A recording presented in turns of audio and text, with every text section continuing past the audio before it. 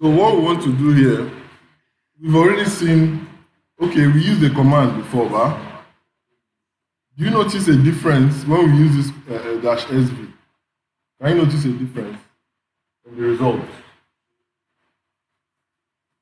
Can you notice a difference? It gave us more information, gave us version information. You understand? That's what dash SV can do. Rather than just telling you, okay, this is the service, this is the port number. It now told us, see this port 21 FTP. The name, the version of the FTP is this. You understand?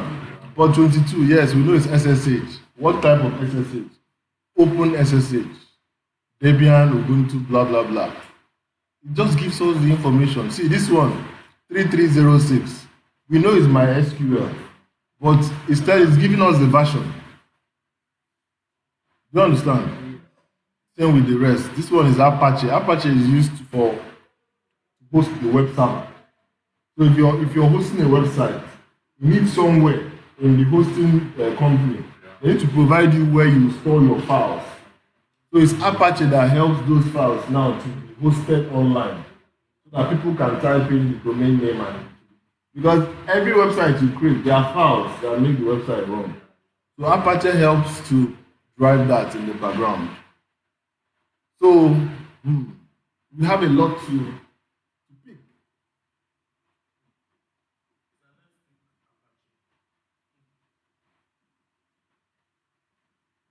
You want us to pick Apache? No, I think let's try the first one for 21. Can we try that? Can try that. The first one is FTP. I think we can. If there's time, we can also try SSH. Hmm? So what we are going to do now is we want to try. Before we do that, let's use a few more mmap commands. Because you need to understand this mmap to a point where you can say, oh, okay, I know certain number of commands in mmap. The other ones are being crammed in, but at least I know the capabilities of mmap. It's important. So let's do the same command. We can do. Let's use a command that would bypass firewall. You understand? Let's try that command. Sorry.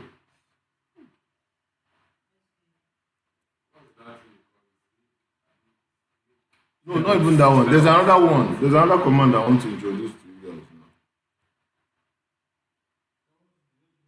now. Dash PM. Dash PM. It's also used to build the firewall. You understand? See the jump fence. Like the jump fence. Let's try that. Let's see if it will give us more ports and maybe more information.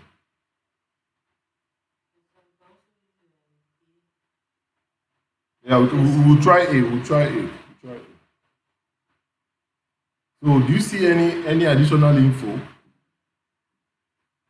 compared to what we got before? Any additional info?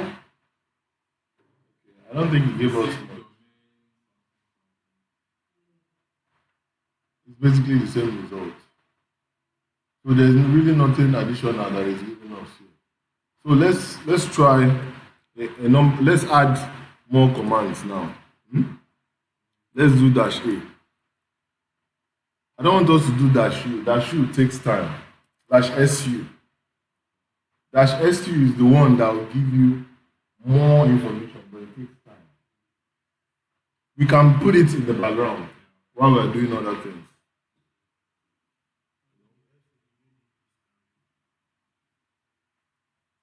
Yeah, UDP, yes. Let's see what dash A will give us.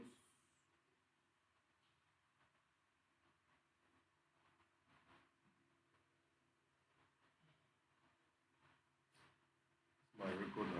I wanted it to capture.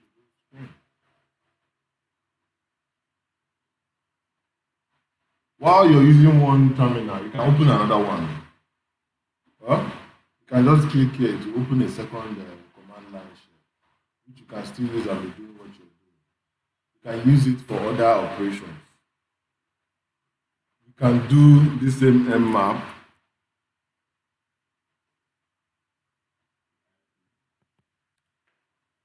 It already gave us this IP, so let's just but let's just do a dash SU only for this one. Let's see what it will give us.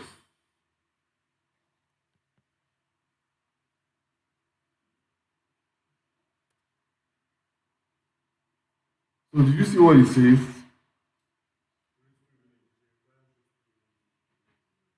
Because it knows that SU is a very advanced command. So for you to use it, you need to tell it that you have the password of that system. If you notice, when we did the other one, it did not ask for, not say it requires root privilege, but SU is a very advanced command. It will give you more info. That's why it's telling you. So for me to use this SU, I need to do sudo before the command.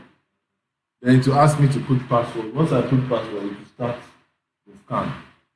But before we do that, let's go back to the one we did. This one. See, this one has done. See what it brought out for us? This is the one for that we used -A. It gave us more information. So it picks each port, it will give you a breakdown of each port. As much information as possible. So let's look at this FTP. It's telling us that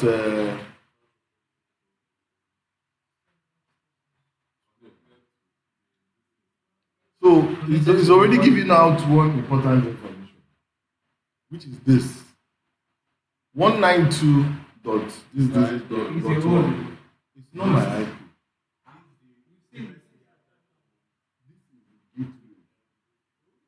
That the target is connected. Every connection needs a gateway. A gateway is the thing at the center that's now doing the connection from you to the other side. You understand?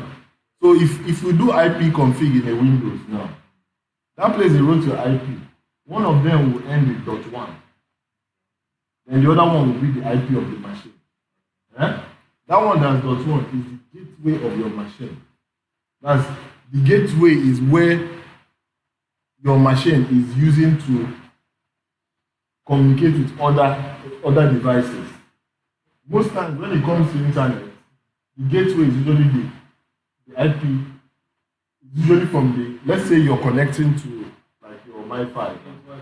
The gateway is usually from your Wi-Fi. If you search for your Wi-Fi IP address on your machine, the gateway you see there will end in .1. Because if you want to connect to the internet, it goes through your gateway. All the gateways end in .1. But remember that .1 IP is still a private IP. In terms of internet, your ISP still has their own public IP. They are giving you to give you access to the world. But that gateway is the local private IP that your machine itself is assigning to itself on your network.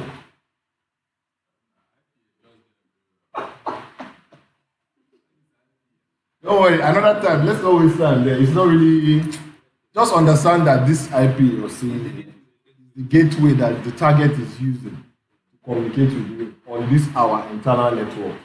You understand? You're welcome. So another thing we can see here is no session, blah blah blah blah blah blah blah blah blah. See? See? Control connection is plain text. This will be giving you an idea. This particular port is a vulnerable port. It should not be, the connection should not be in plain text. It should be encrypted. You understand? So in plain text means you can actually see. If you use the right tools, you can see what's going back and forth. Calm down.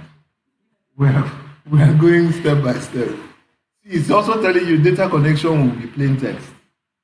This is another hint that you need to take note of. You understand? So it's giving us all this information, and then you see this guy. Anytime you see this guy, start jumping up because he's making your job easy. FTP anon, anonymous FTP login is allowed. Can you understand the English? You don't need a password. There may be a password here, but you can still log in without a password. So that's what some of these commands give you. If you know the right command to use, it will give you additional info. You understand? So let's see if there's any other thing that we can see. Okay, that's the end for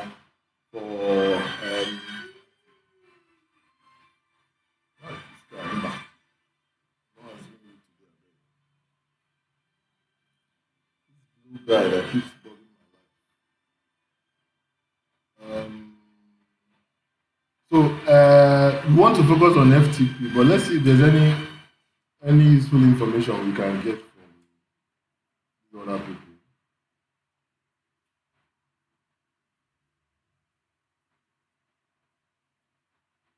Let's see.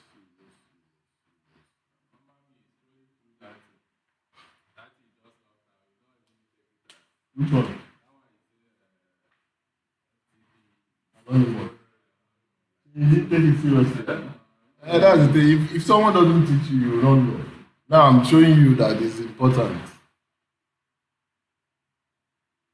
So with that, you can actually use FTP and exploit the machine because you can enter it without an IP, a password, a username. No, all these other things may have vulnerabilities, but I want us to focus on FTP because it's FTP. We want to use the FTP to enter the machine, enter the command line of the target, so that we can do what? Do bad things. That's the idea. That's why I want us to use the FTP. So let's go. Is there any other command that we can try? So let me show you guys what? Script vulnerable. Have you not tried that already? Hey, there's a command I want to show you guys. It's a quick command that you can use to know all the hosts that are in your IP range. Not using a map. Just want to know, okay, who are they? What are their MAC address? What are their IP address? So you can use net discover.